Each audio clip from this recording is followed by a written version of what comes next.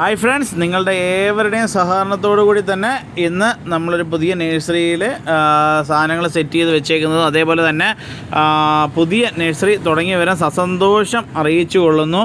മേടയിൽമുക്ക്, കൊല്ലം മേടയിൽമുക്ക് എന്ന് പറയുന്ന സ്ഥലത്ത് ജംഗ്ഷൻ എത്തുന്ന ആ മാതൃഭൂമി ഓഫീസിൻ്റെ തൊട്ട് അടുത്തുള്ള ഒരു പുരയിടത്തിൽ നമ്മൾ പുതിയ നഴ്സറി സെറ്റ് ചെയ്തിട്ടുണ്ട്. പുതിയ പുറത്തുനിന്നുള്ള പ്ലാന്റുകൾ വരാനും അതേപോലെ തന്നെ കുറച്ച് പ്ലാന്റുകളും അതേപോലെ തന്നെ കുറേ മെലസ്റ്റോമിയാസും അതേപോലെ തന്നെ റോസിൻ്റെ ലോഡൊക്കെ ഇപ്പം വന്നുകൊണ്ടിരിക്കുന്നു. അന്നേരം സെറ്റിങ് നടന്നുകൊണ്ടിരിക്കുകയാണ്. നമുക്ക് മൊത്തം ഒന്ന് കാണാം.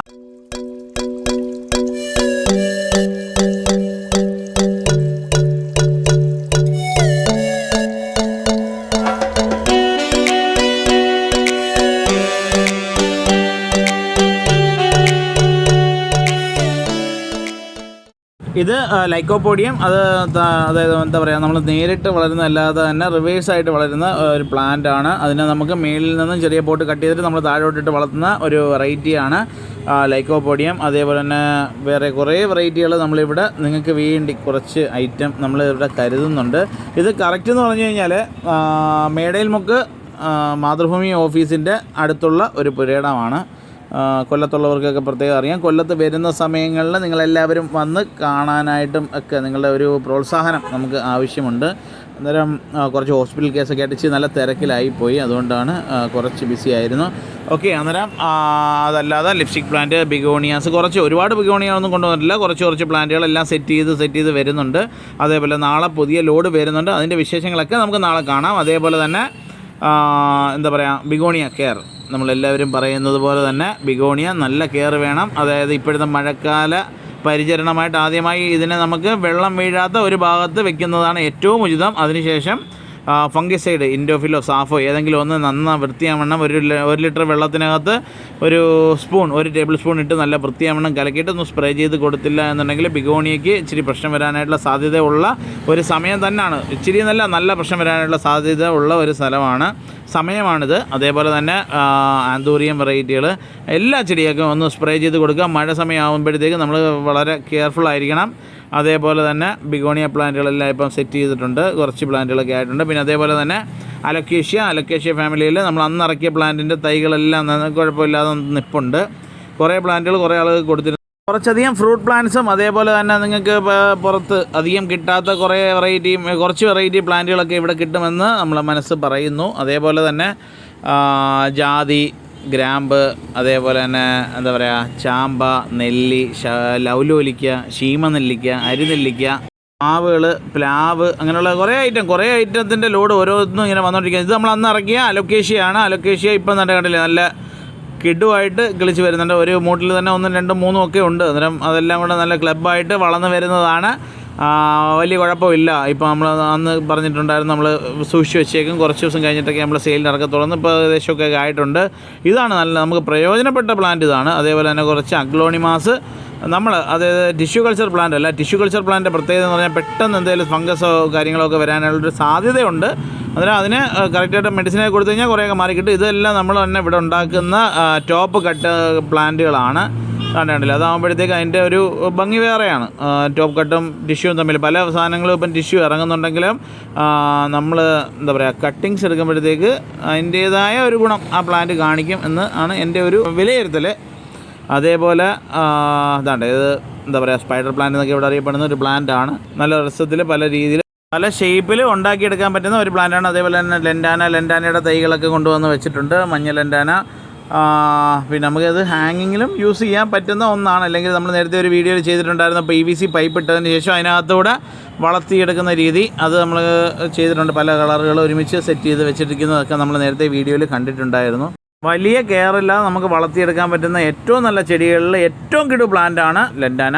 കുറച്ച് ചാണകപ്പൊടിയോ എല്ലുപൊടിയോ വേപ്പിണക്കോ ഒക്കെ നമുക്ക് അടിവളമായിട്ട് ഇട്ടതിന് ശേഷം പ്ലാന്റിനെ വെച്ച് കഴിഞ്ഞാൽ നല്ല വൃത്തിയാവണം പ്ലാന്റ് വളർന്ന് കിട്ടുന്ന ഒന്നാണ്. അതേപോലെ തന്നെ മെലസ്റ്റോമിയുടെ തൈ, ചെറിയ പ്ലാന്റ്, അതേപോലെ തന്നെ ഇംപേഷ്യൻസിൻ്റെ വെറൈറ്റി പ്ലാന്റുകൾ, പല കളറുകൾ. ഇംപേഷ്യൻസ് എന്ന് പറയുന്ന ഒരു ഇനമാണ്. അത് ഇതെന്ന് പറഞ്ഞാൽ കൊറിയറൊന്നും ചെയ്യാനായിട്ട് ബുദ്ധിമുട്ടാണ്. മാത്രമല്ല കുറച്ച് തിരക്കിലാണ്. ഒരു ഹോസ്പിറ്റൽ കേസൊക്കെ ആയിട്ട് ഇങ്ങനെ ഇച്ചിരി തിരക്കിലായതുകൊണ്ട് ഇപ്പം കൊറിയർ ചെയ്യുന്നത് കുറച്ച് നിർത്തിയേക്കുവാണ്.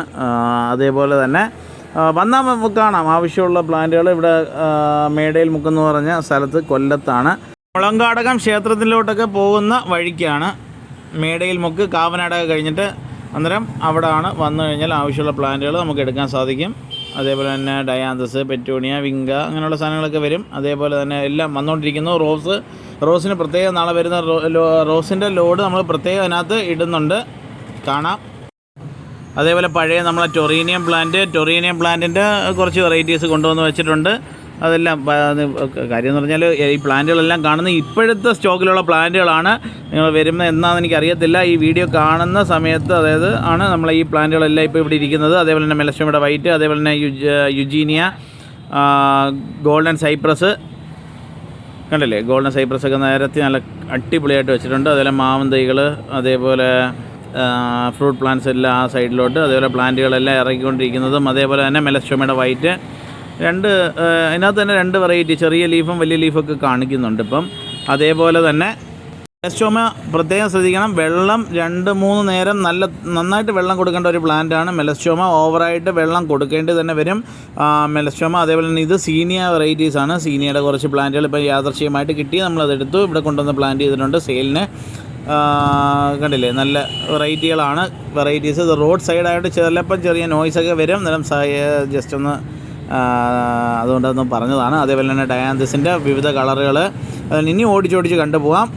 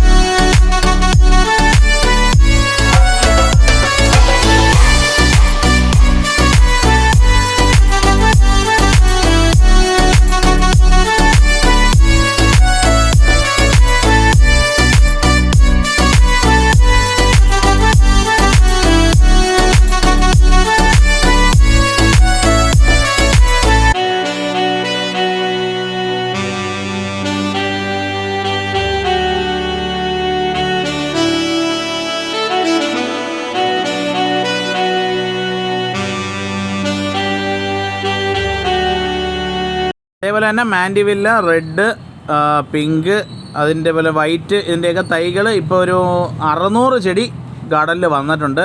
കുറച്ച് പ്ലാന്റുകൾ ഇവിടെയും കൊണ്ടുവന്നിട്ടുണ്ട്. അന്നേരം നിങ്ങൾക്ക് ഏവർക്കും എന്താ പറയുക, തൈകൾ ആവശ്യമുണ്ടെന്നുണ്ടെങ്കിൽ വന്ന് മേടിക്കാം. ഗാർഡനിൽ വന്നു കഴിഞ്ഞാൽ സേഫായിട്ട് പ്ലാന്റുകൾ കൊണ്ടുപോകും. കൊറിയർ ചെയ്യുന്നതിനെക്കാട്ടിലും നല്ലത് ഗാർഡനിൽ വന്ന് നേരിട്ട് തൈകൾ വാങ്ങുന്നതാണ്. അന്നേരം ഗാർഡനുമൊക്കെ കണ്ടിട്ടില്ലാത്തവർക്ക് കാണുകയും ചെയ്യാം. 2 കുറ്റി വള്ളി റോസ് കുറച്ച് പ്ലാന്റുകൾ ഇപ്പോൾ ആയിട്ടുണ്ട്. ചെറിയ കവറും മീഡിയം കവറും വലിയ കവറും കുറച്ച് ആയിട്ടുണ്ട്, ഒരുപാടില്ല. ഒരു 10-200 പ്ലാന്റ് വള്ളി റോസ് ഒക്കെ ആയിട്ടുണ്ട്. അന്നേരം എല്ലാവർക്കും ഈ വീഡിയോ ഇഷ്ടപ്പെട്ട് കാണുമെന്ന് വിശ്വസിക്കുന്നു. കാര്യം കുറേ ദിവസം വീഡിയോ ഇട്ടില്ല, പറഞ്ഞല്ലേ, കുറച്ച് ഹോസ്പിറ്റൽ കേസും കാര്യങ്ങളൊക്കെ ആയിട്ട് ഇനി ഓട്ടത്തിലായിരുന്നു. അന്നേരം നിങ്ങൾക്ക് ഏവർക്കും ഈ വീഡിയോ ഇഷ്ടപ്പെട്ടെന്നുണ്ടെങ്കിൽ നമ്മളെ വീഡിയോ മാക്സിമം ഷെയർ ചെയ്യുക. എല്ലാവർക്കും ഈ വീഡിയോ ഇഷ്ടപ്പെട്ട് കാണും അല്ലേ, ഉറപ്പല്ലേ? അന്നേരം മാക്സിമം നിങ്ങൾ കമൻറ്റുകൾ, നിർദ്ദേശങ്ങളൊക്കെ നമ്മളെ എഴുതി അറിയിക്കുക. ഒരിക്കൽ കൂടി എല്ലാവർക്കും ഹൃദയം നിറഞ്ഞ നന്ദി പറഞ്ഞുകൊണ്ട് നാളെ റോസിൻ്റെ ലോഡ് കാണാം. Thank you.